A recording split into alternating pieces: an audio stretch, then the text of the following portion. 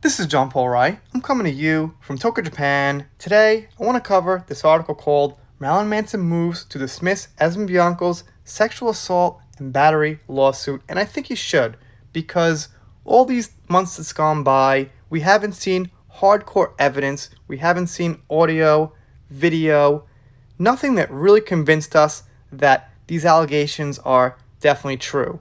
And one of the biggest things people use to knock down the arguments that are defending Marilyn Manson are that he said it himself in his book. So he admitted it, so that's it, and he said some crazy things, and that means he did it. Well, the fact of the matter is this. In a court of law, or if you're actually going to prove something that happened, it doesn't really matter if he said it himself.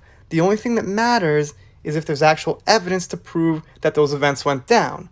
I could say, hey guys, I was a hotshot back in my day. I slept with 1,000 women. I said it, but it doesn't really mean that happened. I could say that I committed some crazy crime. I could say that, I robbed Walmart and I made $50,000 when I was 20 years old. That doesn't mean it happened.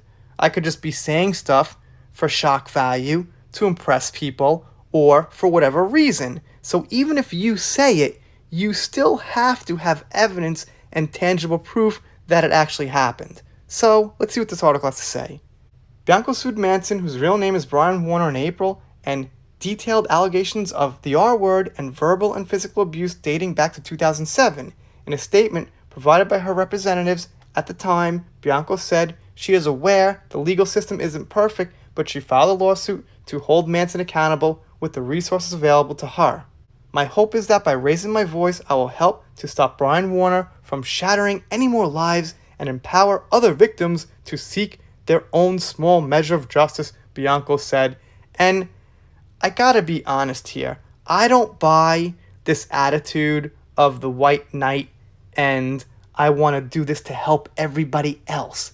This selflessness attitude. It just doesn't sit as honest with me. It doesn't sit as genuine to me. It would be more genuine if she was concentrating on herself.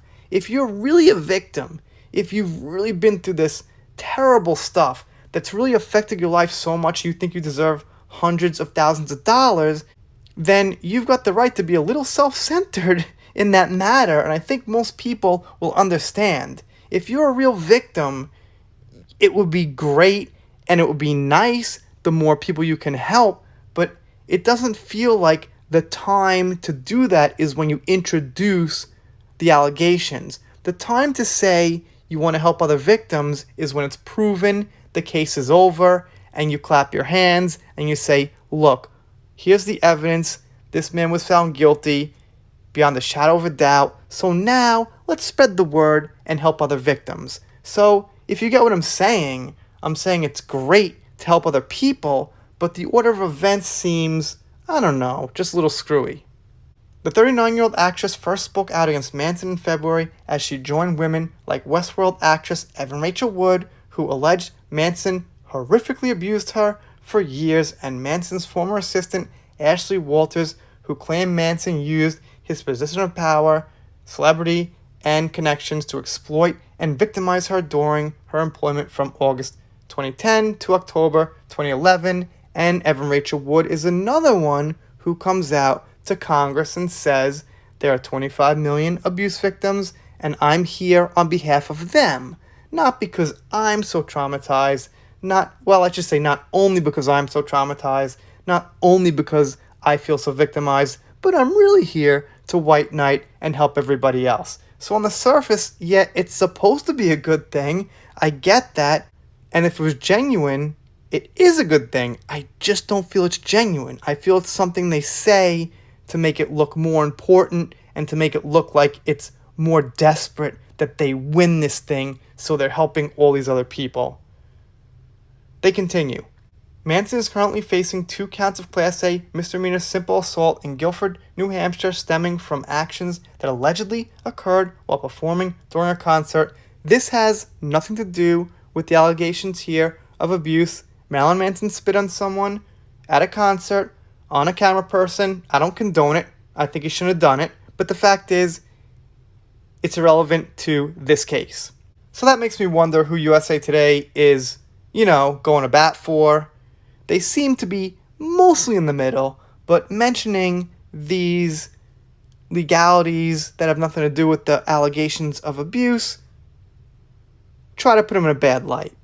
Manson's lawyers submitted the court filing to the Central California District Court Wednesday, stating that the claims Bianco made are untrue, meritless, and a key component of a coordinated attack, which I don't know so much about, but I did hear from doing some research, watching some videos, that this seemed very coordinated. There was a very short window, the women were very close, they said similar things, so I don't have full details. However, I did get some news and some info that this was coordinated, but I digress for now.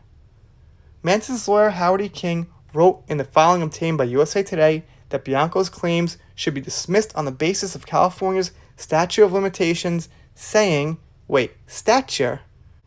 The plaintiff cannot establish an applicable exception to the statute of limitations.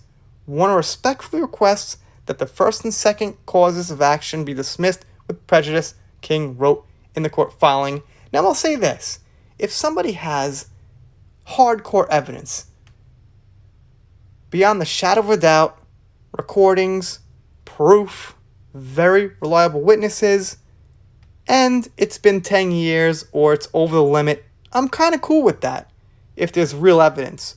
But if there's no real evidence, then I think it's okay to say, hey, it's been a really long time and you don't even have evidence for this thing, so why would we actually hear it out? What's the point of hearing out allegations which could just be made up?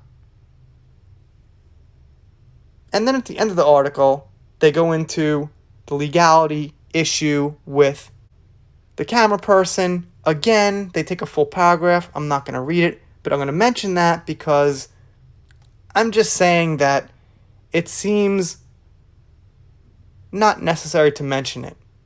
You guys, of course, let me know what you think down below. Doing shoutouts, special thanks, things like that. I owe some shoutouts. Some people told me about this news a little bit before I heard about it. So thank you guys. I will get to a 14K shoutout video soon. I'm just swamped. Kids, work, videos, and there's not much time in between, but it'll happen. And if you subscribe here, you'll get to see it. If you don't subscribe, well, I guess I'll be pretty sad. But I'll get over it. See you next time.